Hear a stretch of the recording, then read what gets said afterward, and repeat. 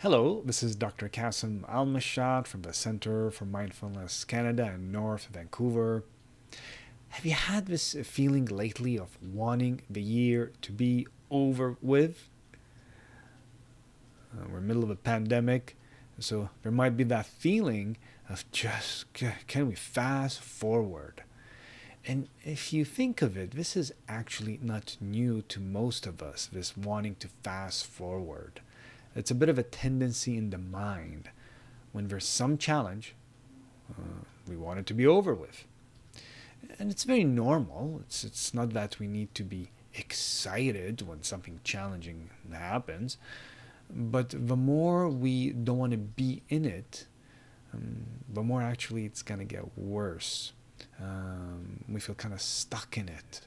So if you did have this ability to press in a special remote, imagine if you had this ability to press fast forward to January whatever year and press reset. Would you do that? Would you?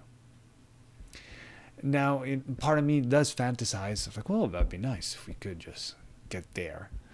And the other part of me senses that actually, no, I don't know if I want that.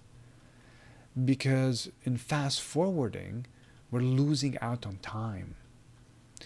And time is so precious. We have limited number of moments. We don't know how many in our lifetime.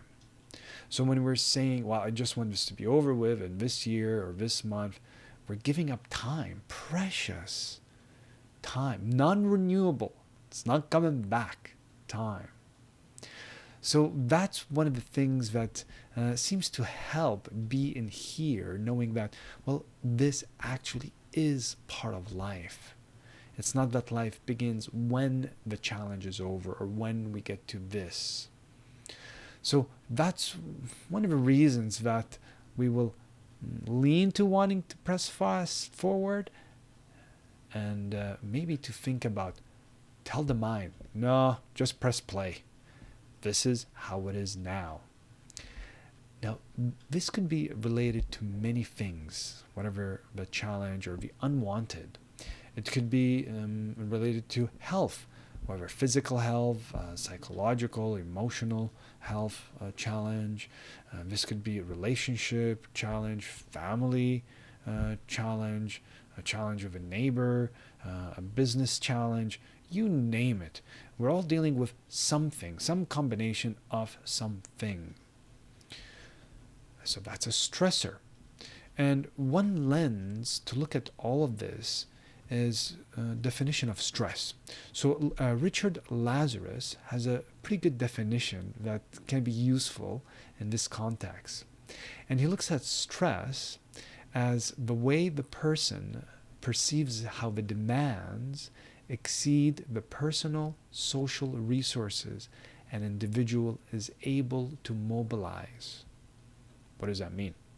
Well, it means that the demands, or the unwanted, the stress, the demands are bigger than the resources, our resources, or our ability, capacity to deal with it. This might be we don't have the communication skill to do it, or it might be the emotional reactivity happens, or it might be the network we need. Who do we need to reach out for? What support do we need in our social network? So resources could have many forms. So the chance we get in working with the unwanted is we can actually teach our mind that, well, here, look what's happening. The demands are way bigger than our ability. So let's work with the demands so we can problem solve the demands if something is solvable, so we can lower the demands, and or also increase the resources, our capacity.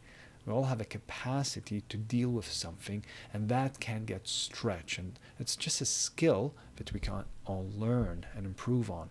No one is perfect. I'm not certainly perfect in that realm either. And things will challenge us, and we get to see, oh, that was more demanding than my ability. Okay, I got to work on that part. That tested me, and I realized I need to do more of this, or I overreacted, I need to do more of that. It becomes a chance rather than an added layer of suffering, because now something unwanted happened and we don't want to be in it, but we're already in it. But fast forward maybe solves this one, but it doesn't really build the inner capacity or the resource in the future to deal with whatever else comes as unwanted. The other chance that we can have by just keep pressing play and being in what's here is there's so many moments to be lived, even while there's a challenge, the unwanted.